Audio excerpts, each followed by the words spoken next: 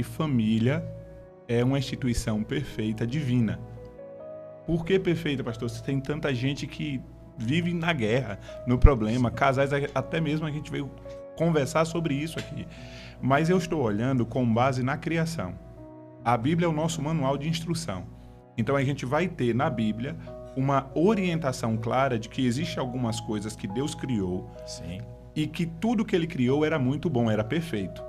Não havia pecado. Não. E o casamento é uma instituição perfeita de Deus.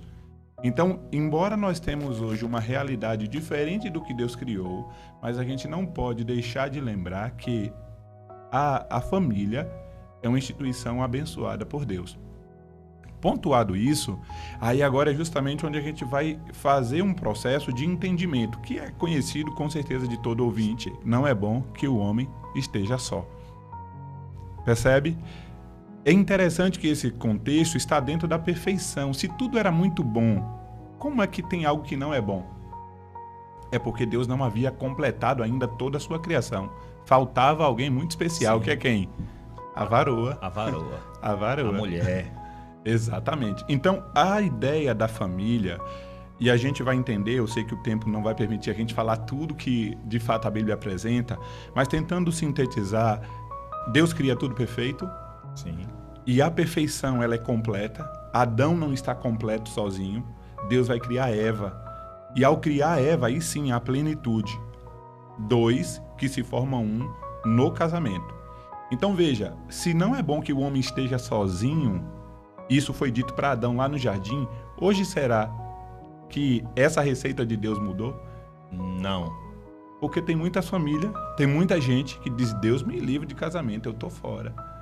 Aí eu digo para você, eu tô dentro. Graças a Deus, a gente tá aí. Há quantos anos, Aru? Praticamente 18 anos.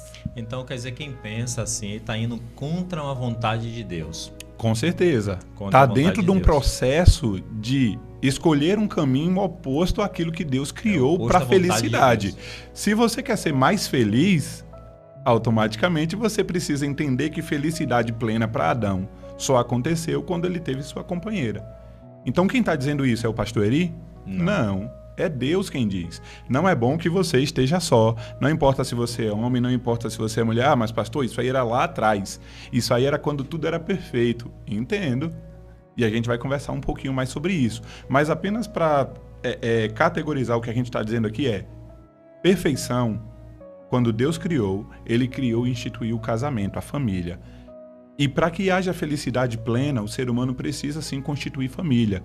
Só que aí vem a questão, e então por que hoje a gente tem tantas famílias, e aqui, Mário, me permita falar, porque eu vou falar para famílias cristãs. Independente da sua denominação, a gente também professa a fé num Deus todo-poderoso, Criador, instituiu a família para ser bênção, mas a gente sabe da realidade, e por isso eu fiz questão de trazer a minha esposa, porque é fácil falar sobre casamento quando eu estou distante da esposa. Mas e como é que é de fato a minha vida? Para quem me conhece um pouquinho mais, até às vezes diz assim, você expõe demais a sua vida. Então o homem ele só se torna completo quando ele tem uma varoa do lado. Exatamente. É dessa forma. Eu tô completo, viu, Judé? Amém. É isso aí. Então, a criação de Deus é perfeita e nós precisamos entender criação perfeita de acordo com o que Ele idealizou. Sim. Ele idealizou o casamento. Homem e mulher se unem, formam uma só carne e aí há completude. Quando mudou isso? Quando foi que aquilo que Deus criou para ser bênção se torna maldição? Porque tem muitos casamentos hoje que são maldição, que estão debaixo de maldição, e aí o homem está se... Deus me livre, eu estou vendo a hora, principalmente aquele que é cristão, que está lutando, inclusive a Bíblia deixa claro que Deus não deixou dar carta de divórcio. Você vai perceber justamente essa ideia claramente no Novo Testamento. Jesus reprovando os judeus por causa da atitude deles, dizendo assim, no Antigo Testamento Moisés permitiu dar carta de divórcio. Jesus vai dizer, por causa da dureza do coração de vocês. Mas aquilo que Deus uniu, não separe o homem. Eu estou tentando criar essa base para poder dizer, independente do que esteja acontecendo hoje, casamento continua sendo bênção. Porque tudo que Deus criou, Ele jamais errou. Errou, Varô? De forma alguma. Deus Então, é perfeito em todas as coisas, em todos os momentos. Apesar de casamentos ter suas dificuldades, suas diferenças, mas com certeza é o plano de Deus para cada um, que estejamos juntos, unidos e possamos partilhar o amor de Deus através da comunhão conjugal também. Amém. Plenitude, viu, Mário? Plenitude. É isso que Deus idealiza. Quando Deus cria, tudo é perfeito. Então as coisas acontecem de forma natural. Não existe barreira, não existe objeção, não existe nenhum empecilho para a felicidade. O homem era plenamente feliz, a mulher era plenamente feliz. Essa unidade de uma só carne, dois que se torna um, acontecia naturalmente. Não tinha que haver esforço. Porém, quando o pecado entra, aí as coisas mudam. E agora a gente não consegue mais a plenitude sem o esforço. Sem o conflito constante, não contra a esposa ou contra o esposo, é contra principados e potestades. Então, a gente vai avançando nesse contexto aí, justamente entendendo que quando Deus cria, tudo é perfeito. Depois que o pecado entra, através da desobediência, e é importante deixar isso bem claro, porque hoje, Mário, é só reconstruir o caminho. Havia perfeição e felicidade enquanto o casal obedecia às instruções de Deus. Quais? Não coma, ali era apenas uma, não coma da árvore do conhecimento do bem e do mal, porque no dia que você comer, vai morrer. Enquanto eles obedeceram a essa lei, a essa ordem de Deus, havia plenitude de felicidade. Mas em um determinado dia, Eva... Havia perfeição, né? Exatamente. Eva vai comer daquele fruto, desobedecendo a Deus. Ela toma do fruto, leva para Adão, ele também come, e a partir daí o pecado muda tudo. Mas o plano de Deus não mudou. A essência de Deus, o direcionamento de Deus para a família continua a mesma coisa. Então a gente vai falar sobre isso. A ideia é justamente essa. Como que eu faço para ter uma família feliz? Eu poderia dizer que o primeiro conselho é, com base até no texto que você leu, né? Melhor serem dois do que um. É Deus quem está dizendo isso aí. E isso é para a família, isso é para os irmãos, isso é para justamente a gente entender que Deus continua tendo a sabedoria naquilo que Ele fala. Para a gente ser feliz, a gente tem que seguir o conselho de Deus. Casais que querem ser felizes precisam ter a palavra de Deus como regra da sua vida. Como centro, né, pastor? Como regra. E a gente hoje, Mário, vive numa época complicada. Por quê? O inimigo que lá no Jardim do Éden enganou Adão e Eva continua trabalhando hoje para enganar os casais. Com o mesmo e tá propósito. Aqui a minha varoa, que tem 17 anos, 18 vai fazer já, né, varoa? E a gente ainda luta até hoje com pensamentos diferentes uns dos outros. Ela pensa que é A, que é a vontade de Deus, e eu discordo em grande parte, digo não é A, é B.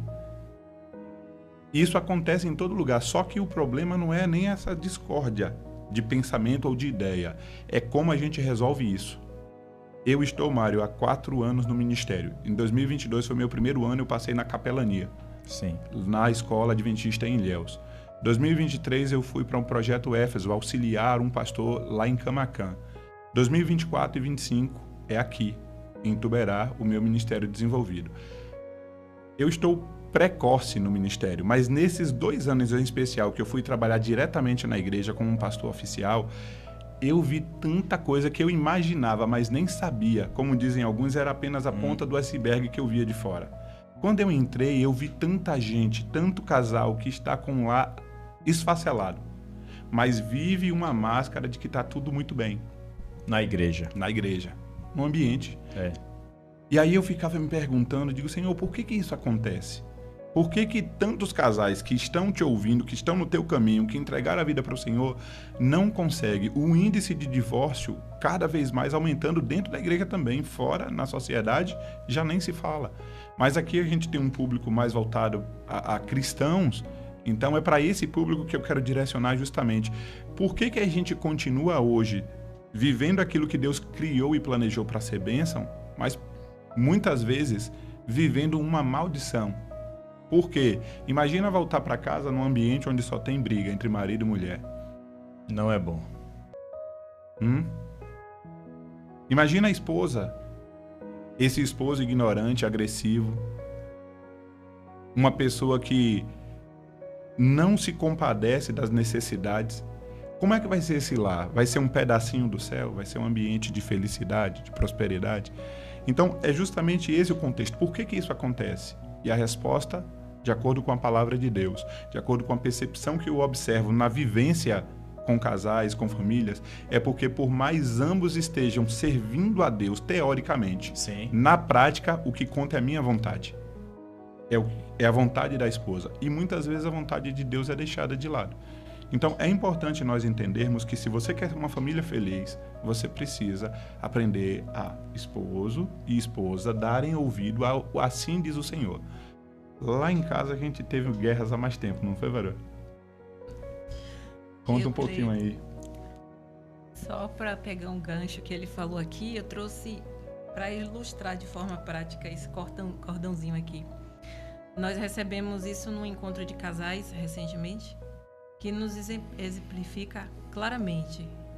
Uma ponta é o esposo, uma ponta é a esposa e no meio está Deus.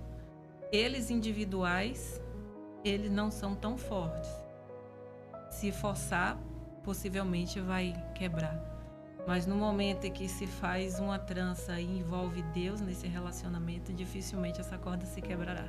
Sim, verdade. Então eu creio que essa aqui com certeza é a base. É como ele acabou de falar.